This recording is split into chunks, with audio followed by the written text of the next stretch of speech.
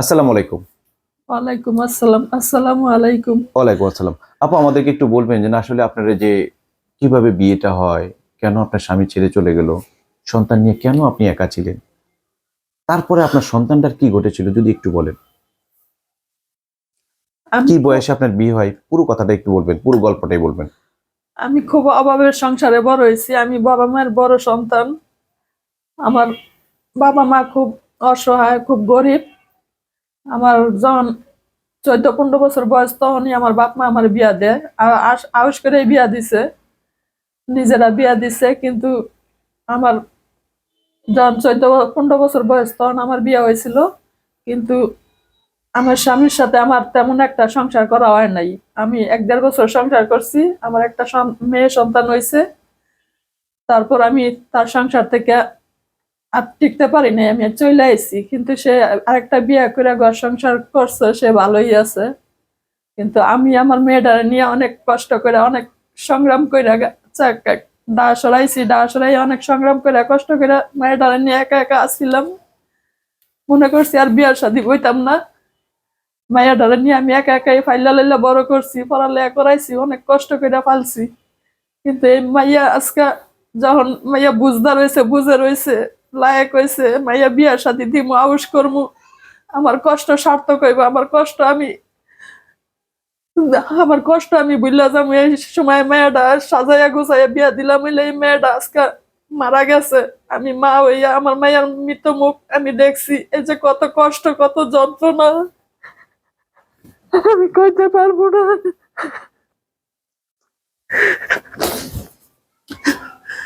আমি একজন সন্তান হারা মা। আমি একজন অসহায় নারী, যার স্বামীর কাছ থেকেও কষ্ট পাইছি, বাবা মা সংসার অভাব অনটনে বড় হয়েছি।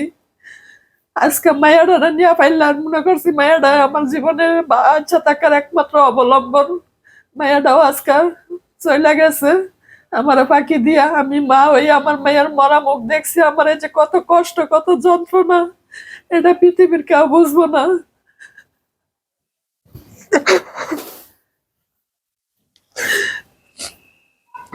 আমি এমন একজন মানুষ চাই যে আমার অসহায় জীবনের সাথী হইব, বা আমার দুঃখের বান নিব, আমার কষ্টের সাথী হইব।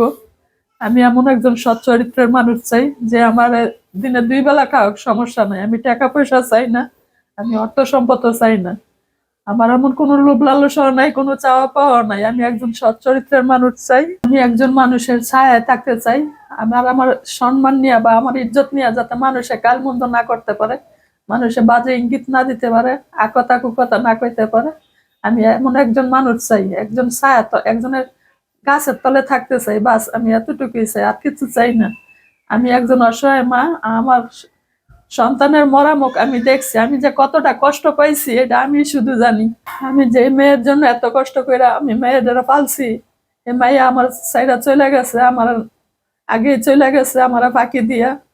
আমার আর এখন কোনো পিছুটান নাই, আর কোনো সন্তানার্থীও নাই। আমি একলা বড় অসহায়। আমি এমন একজন মানুষ চাই, টাকা পয়সা চাই না। ৩ বেলার জায়গায় যদি আমার এক বেলা খাওয়ায়, সম্মানের সাথে ইজ্জতের সাথে রাখে, আমি এতটুকুই চাই। একজনের ছায়ায় থাকতে চাই, বাস আমি আর কিচ্ছু চাই না।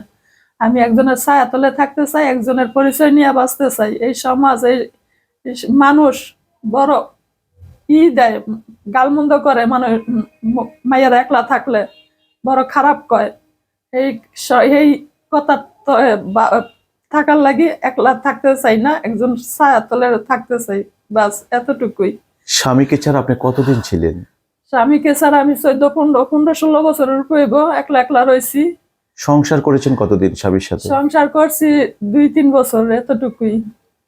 এরপরে কি সন্তান নিয়ে আপনি একাই ছিলেন? এরপর আমি সন্তান নিয়ে একাই আছিলাম, আর জীবন যুদ্ধে আমি একাই ছিলাম। মাইয়ার নিয়ে মনে করছিলাম মাইয়াই আমার সবকিছু, বেঁচে থাকার। এই মাইয়া আমার ফাঁকি দিয়ে চলে গেছে না ফিরার দেশে। আমি আমি মা হইয়া আমি দেখছি আমার মাইয়ার মরা মুখ। এই যে কত কষ্ট।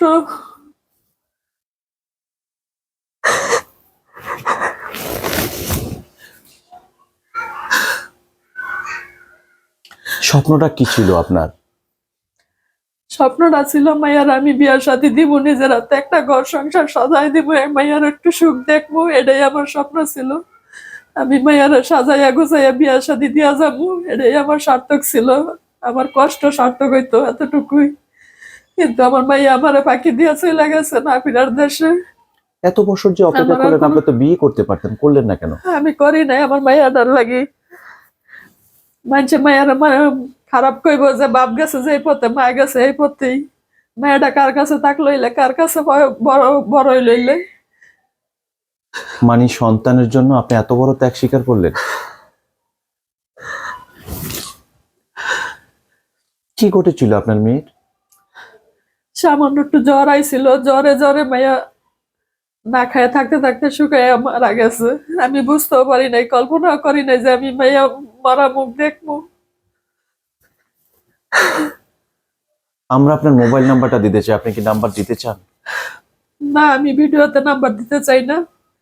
আমি এমন আলতু ফালতু লোকেরা ফোন দিব আমি চাই না। আর সময় নষ্ট করে আমি আলতু ফালতু লোকের লগে কথা কইতে বা সময় নষ্ট করতে, আমি একজন একজন মানুষের ছায়ায় থাকতে চাই, একজন মানুষের কাছে যাইতে চাই যে আমার দুঃখের কথা শুনে আমার অসহায় জীবনের সাথী হইব। মানে একজনের ছায়ায় থাকতে চান? একজনের ছায়ায় থাকতে চাই, এতটুকু। আমি একজন মানুষের ছায়া তলে থাকতে চাই, বাস। আমি আর আর কিচ্ছু চাই না। সে যদি আমার 3 বেলার জায়গাতে 1 বেলাও খাওয়ায়, আমার কোনো দুঃখ লাগবে না। সে যদি এতটুকু সম্মান, অল্প একটু সম্মান দেখ, 3 বেলার জায়গাতে 1 বেলা খাওয়াক, বাস। আমি এতটুকু চাই, একজন মানুষের পরিচয় নিয়ে বাঁচতে চাই। আমি ফালতু লোকের পাল্লায় পড়তেও চাই না, ফালতু লোকের লগে যাইতেও চাই না। এই যে 19টা বছর আপনি একা জীবন কাটাচ্ছেন, কারণটা কি? কারণটা একটাই যে আমার মায়েরা কষ্ট কষ্ট কার কাছে থাকবো, কার কাছে বড় হইব। এই মাইয়া লই আমি 17-18 বছর ধরে একলা একলা মায়েরা নিয়ে আমি চাকরি করে মায়েরা ফালছি, মায়েরা বড় করছি। মানুষের তো জীবনে অনেক চাহিদা থাকে, অনেক লোভ লালসা থাকে। আমার কোনো চাহিদা ছিল না যে আমার মায়েরা কষ্ট এতিমের মতো বড় হইব, মানুষের খারাপ কথা কইব, খারাপ করব। এই কারণে আমি মায়ের বুকের নিয়ে আমি সারা জীবন বাচ্চা থাকার আশা করছিলাম। এখনো বিয়া শাদী বড় আশা করি নাই, কিন্তু মায়ের আমার কাছে নাই। আমার কোনো আর সন্তানাদিও নাই, আমার কোনো পিছু টানো নাই। সেই কারণে আমি একজন মানুষ চাই যাতে আমার এই অসহায় জীবনের সাথী হইয়া থাকবো, একজনের ছায়া তলে থাকতে চাই, বাস এতটুকুই।